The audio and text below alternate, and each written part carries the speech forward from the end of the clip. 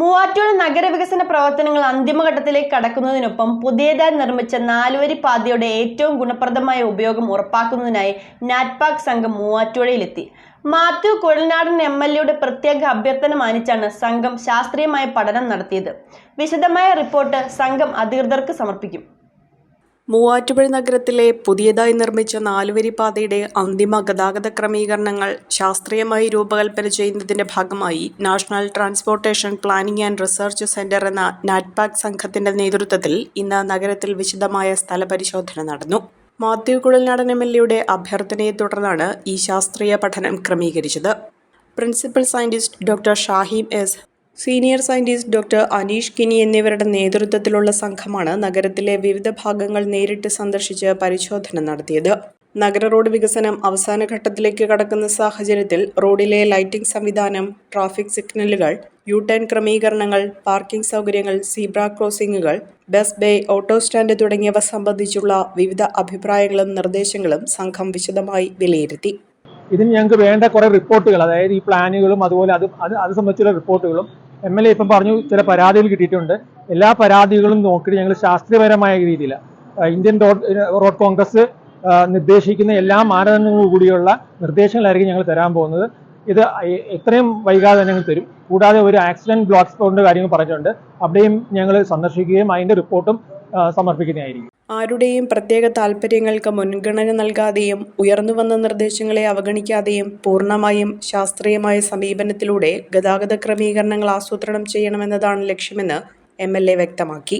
ഈ വിഷയത്തിൽ രാജ്യത്ത് തന്നെ ഏറ്റവും കൂടുതൽ പ്രാവീണ്യമുള്ള സ്ഥാപനങ്ങളിലൊന്നായ നാറ്റ്പാക്കിനെയാണ് പഠനത്തിനായി ഏൽപ്പിച്ചതെന്നും അദ്ദേഹം പറഞ്ഞു.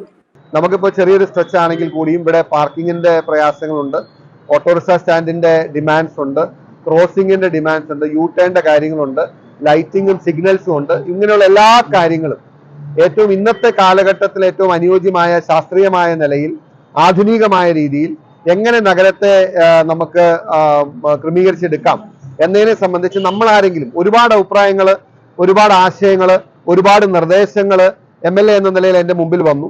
അപ്പൊ അതിലൊരു തീരുമാനമെടുക്കാനുള്ള കോമ്പിറ്റൻസി എനിക്കില്ല. കാരണം ഞാൻ ഇതിലെ ഒരു അതോറിറ്റിയോ അല്ലെങ്കിൽ ഇതിനെക്കുറിച്ച് ശാസ്ത്രീയമായ അറിവുള്ള ആളല്ല. വെറുതെ കാഷ്വലായി ആരെങ്കിലും പറയണ കേട്ടോ അല്ലെങ്കിൽ ആരെങ്കിലും പറയുന്ന പോലെ തീരുമാനങ്ങൾ എടുക്കാൻ കഴിയില്ല.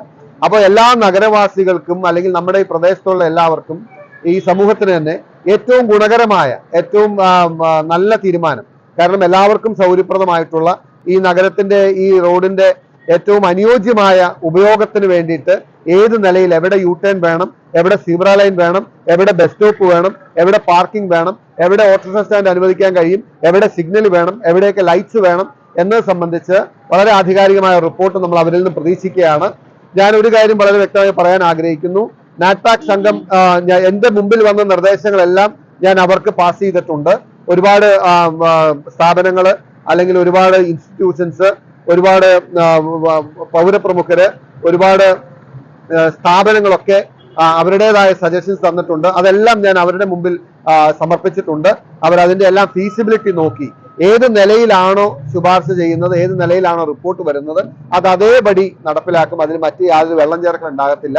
മൂവാറ്റുപുഴയിലെ വിവിധ സംഘടനകൾ സമർപ്പിച്ച നിർദ്ദേശങ്ങൾ MLA നാറ്റ്പാക് സംഘത്തെ അറിയിച്ചിട്ടുണ്ടെന്നും ഈ നിർദ്ദേശങ്ങൾ ഉൾപ്പെടുത്തി സംഘം നടത്തിയ പഠനത്തിന്റെ അടിസ്ഥാനത്തിലായിരിക്കും അന്തിമ റിപ്പോർട്ട് തയ്യാറാക്കുകയെന്നും അറിയിച്ചു.